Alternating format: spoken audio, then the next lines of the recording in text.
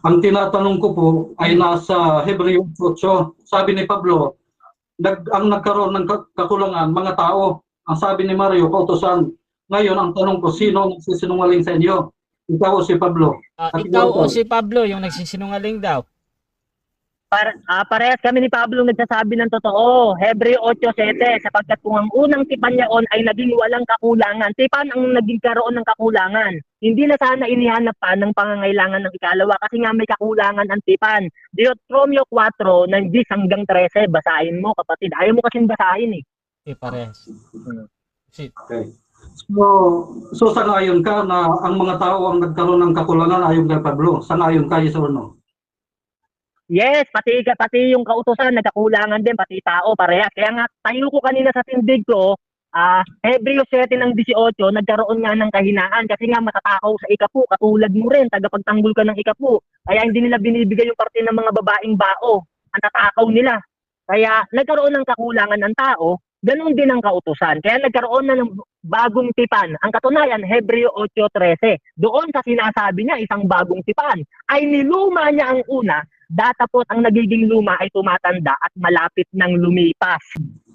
Sa ginamit mong talata, sabi niya, malapit ng lumipas. Kailan lumipas? Yan. Lumipas na nga eh. Huwag mo nang tanong kung kailan lumipas. Kasi bakit? Pag may bago na, lipas na yung luma. Kasi nga may bagong tipan na. Ano yung bagong tipan? Yun yung pinamiministruhan ng mga apostol. Ikalawang Korinto 3 ng 6, na sa amin din naman ay pinapaging sapat ng mga ministro ng bagong tipan. Hindi ng titik, kundi ng espiritu, sapagkat ang titik ay pumapatay, datapot ang espiritu ay nagbibigay buhay. Meron ng bagong tipan. At kung may bago, luma na yung una. Kasi may bago na. Okay, premise. Sabi dito sa Hebreo 8:10, ako'y makikipagtipan ng bagong pakikipagtipan sa Israel. Ano ang bagong tipan? Isusulat ko sa kanila ang aking kautusan sa kanilang puso at isip. Tanong, Ayan. sangayon ka ba na ang bagong tipan ay isinulat yung kautusan sa isip at puso? Yes or no?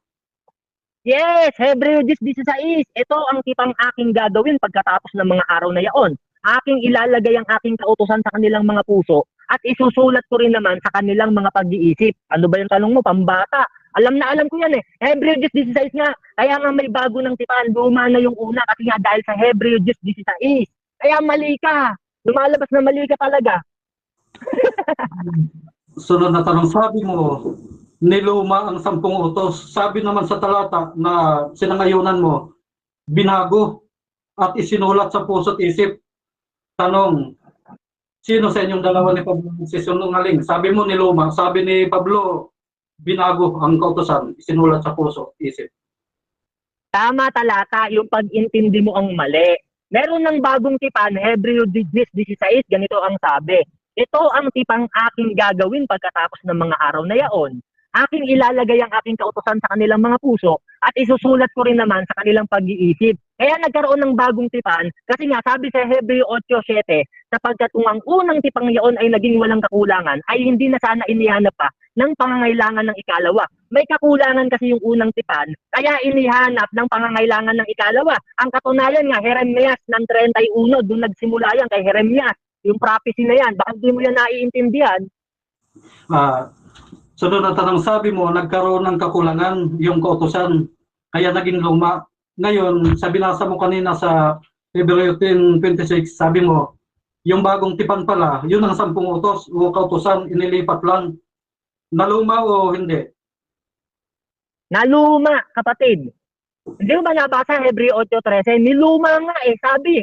Tumatanda at malapit ng lumipas. Nung magkaroon ng bago, ang katunayan nga, lipas na. Bakit? Ito sabi ni Apostol Pablo sa Roma 7 ng 6. Datapot nga wala na tayo sa ilalim ng kautusan, yamang nangamatay na tayo sa nakatali sa atin. Kundi tayo ay nagsisipaglingkod na sa panibagong espiritu at hindi sa dating sulat. Naglilingkod na tayo sa panibagong espiritu, hindi na sa dating sulat. Bakit? Anong katunayan? Galay sa 5 ng 18. Kung kayo'y pinapatnubayan ng espiritu ng Diyos, ay wala na kayo sa ilalim ng kautusan. Kasi nga may bagong tipan na. Ng 6 na pinamiministrohan ng mga apostol. Okay. Sabi mo, Bro Mario, ang kautusan ay natigil doon kay Lucas. sabi naman sa Roma 3:31, pinagtitibay nila Pablo ang kautusan. Alin dito ang tama? Ikaw si Pablo. Tama kami parehas ni Pablo kasi ang katunayan niya, Roma 3 ng 27. Sa 27 nagsimula yan, ganito sabi. Kaya nga saan naroon ng pagmamapuri, ito iniwalay na sa pamamagitan ng anong kautusan ng mga gawa. Hindi, kundi sa pamamagitan ng kautusan ng pananampalataya. Kapatid, ang tinutukoy diyan, kautusan ng pananampalataya, hindi sa gawa. Kaya nga sabi sa 27, hindi sa mga gawa eh. Kaya mali pag-intindi mo diyan, kapatid. Kaya nga, diyan sa 31, niwawalan kaya natin ng kabuluhan ng kautusan, wag pang mangyari. Kasi kautusan ng pananampalataya ang tinutukoy diyan. Kasi yung kautusan, wala na talaga, Acts 13:39. Okay, next.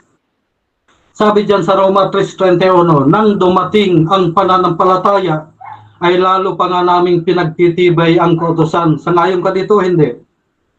Yan, hindi. Mali ang pagkakabasa mo. Sabi diyan, niwawalan kaya natin ng kabuluhan ang kautusan. Wag nawang mangyari. Dinadagdagan mo si Itas eh. Wala namang ganyang sinabi. Ang katunayan niya, Roma 3 ng 27, kautusan ng pananampalataya yan, yung pinagtitibay, hindi kautusan ni Moises. Kasi sa Acts 13 ng 39, hindi naaariing ganap ang tao sa kautusan ni Moises. Kaya ang pinagtitibay ng mga apostol, kautusan ng pananampalataya, Roma 3 ng 27, hindi nga sa mga gawa, sabi. Kaya mali pag-unawa mo diyan, kapatid. Okay. Sabi mo kanina na nasa ilalim na tayo ng biyaya at huwag nang susunod sa kautusan. Tama o mali? Sabi mo, wala ko sinabing wag susunod sa kautusan. Sabi ko, nasa ilalim na tayo ng biyaya. Time na. Kapatid. Okay, so dyan nagtatapos mga kapatid ang second stage ng ating debate.